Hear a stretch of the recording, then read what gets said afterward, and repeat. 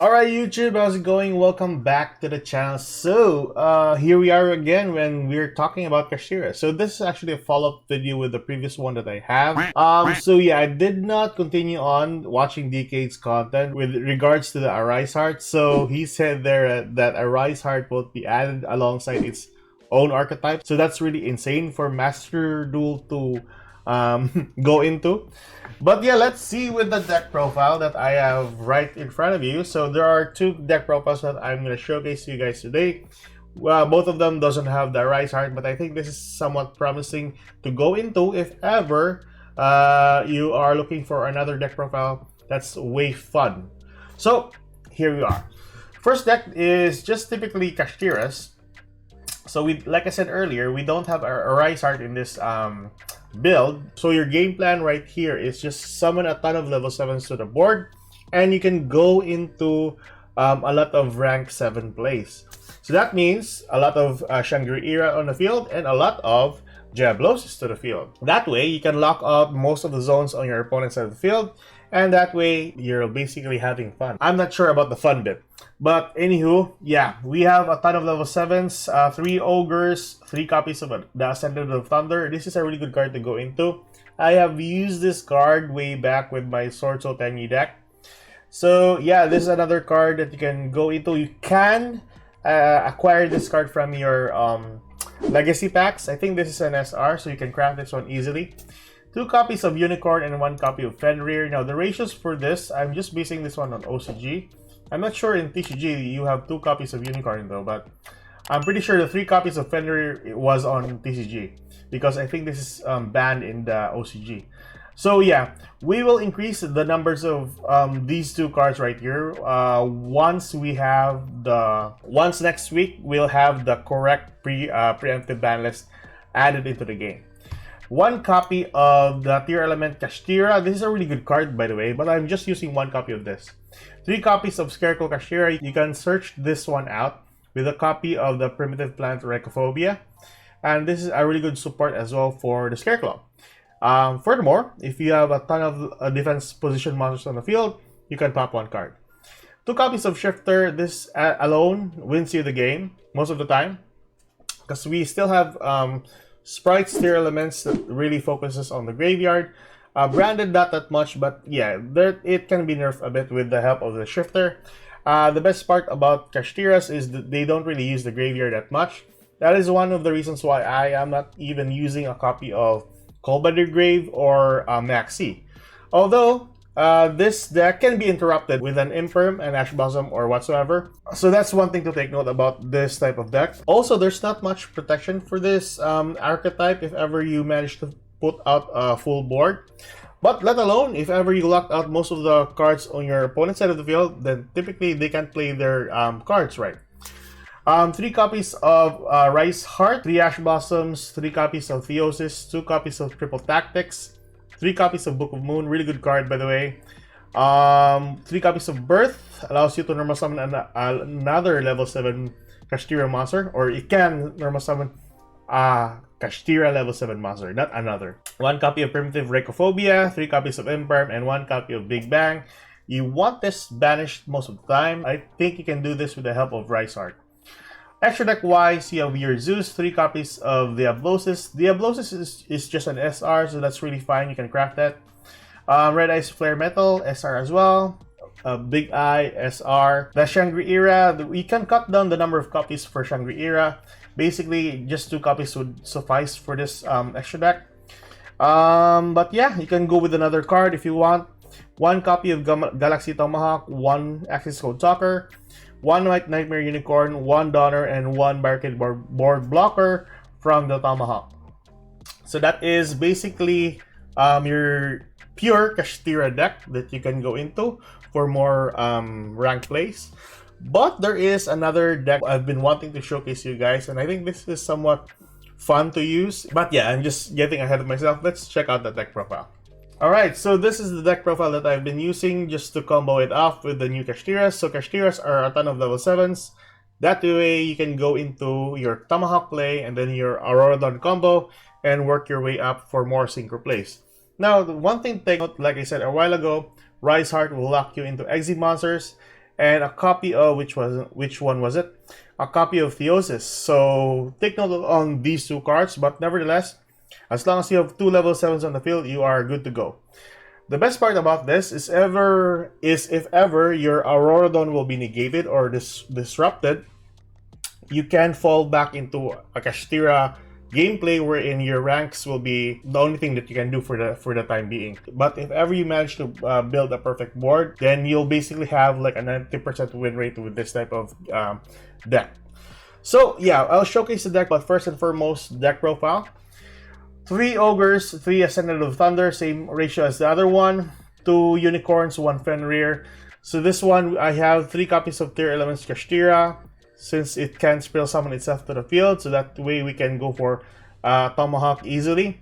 2 copies of Vishuda, 2 copies of Scarecrow Kashtira, 1 Nemesis Corridor for, you can search this one out from your Cupid Pitch, and so that you can go into your Thunder Dragon Colossus.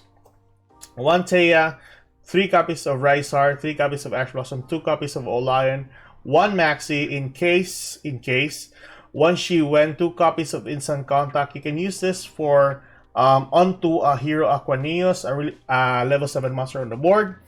What else? 2 copies of Theosis, 2 copies of Call by the Grave, 3 copies of Birth, 3 copies of Wraithsoft, just to search out any level 7s that you'll need, or typically any Kashtiras that you'll need.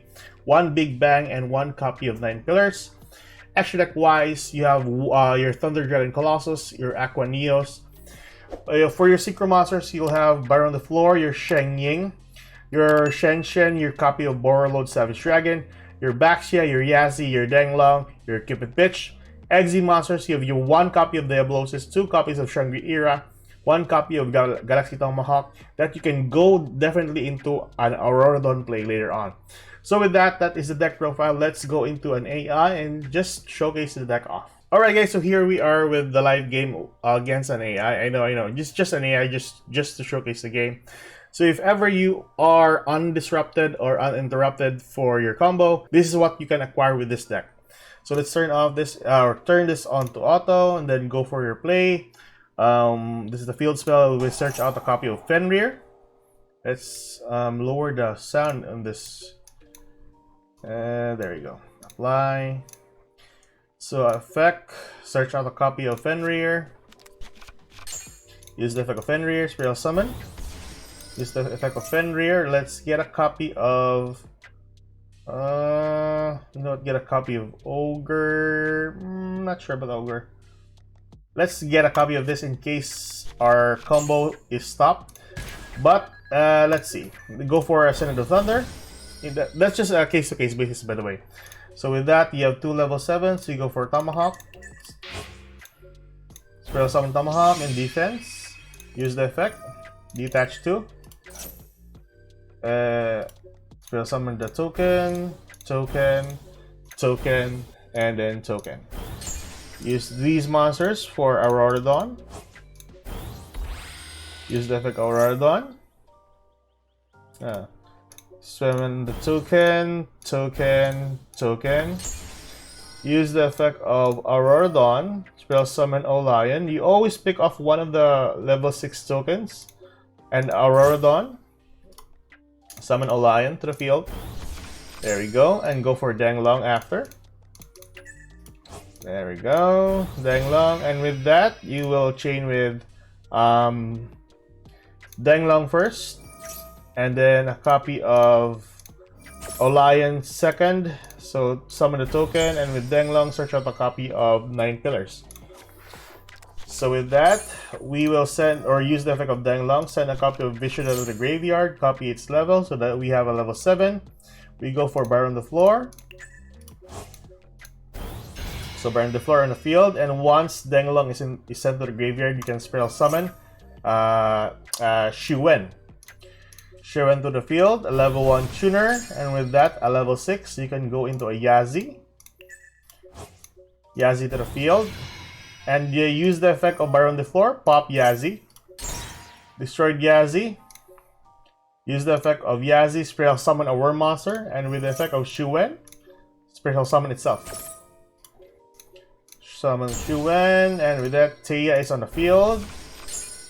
So we'll have an extend gameplay here. So Cupid Pitch with a level 3, you go for this one on the field, and with that you increase its level by 5, so you can go into Borreload Savage Dragon alongside the level 3 token and use the effect and attach this one there, and Cupid Pitch will burn. Cupid Pitch will then add us a copy of Nemesis Corridor. So with that, we still have a lot of plays that we can do. Thea, banish a copy of Vishuda to the field. We still summon our Baksha here. That way, we can have our 9 pillars work. We don't use the effect of Baksha. What else? So at this point, it's just a free-for-all. You can go with any other play for that matter. So we go for Nemesis Corridor. We still summon our... There we go. Thunder Dragon Colossus. And with that, we still have cards on hand to actually go with our plays. So we will use the effect of, or normal summon our Rise Heart, and then special summon our copy of Tier Elements, Kashtira. And with this, banish that, mill your opponent, blah blah blah, use the effect, banish our Big Bang. So, activate the card, no. So with that, we can go for Shangri-Era. And this card, if ever it's going to be destroyed by battle or by card effect, it will detach itself. That way, it can't be destroyed. Also, each standby phase, you can spell summon a monster, Kashtira monster to your side of the field. So I think your choice here was either summoning a Fenrir or a copy of Unicorn, if ever you haven't summoned it yet. So that's basically it. You have 2 Omni Gates. You have your Colossus. Your opponent can't add any monster. You have your 9 pillars for Spell Trap and Monster Negate. Once Baksha is summoned, I think you can trigger its effect. And of course, that's basically your game plan right there. So let's send it off to our opponent. Use the effect of Shangri-Era. We will go for, that's a very good choice, Unicorn here. Unicorn will be on the field. And with that, I don't want to pop a card. Not that one. So yeah. You can also go for, if you have more materials, by the way, we can still combo it up and you have Shang Ying on the field. But yeah, our opponent's gonna use that. We will negate that, of course. There we go. Negate. There we go. So we can't do anything, and our monsters right here are all buffed up. So with that, we pop a card and go for battle. Attack, attack, and we have win. So that is the combo with this type of lineup.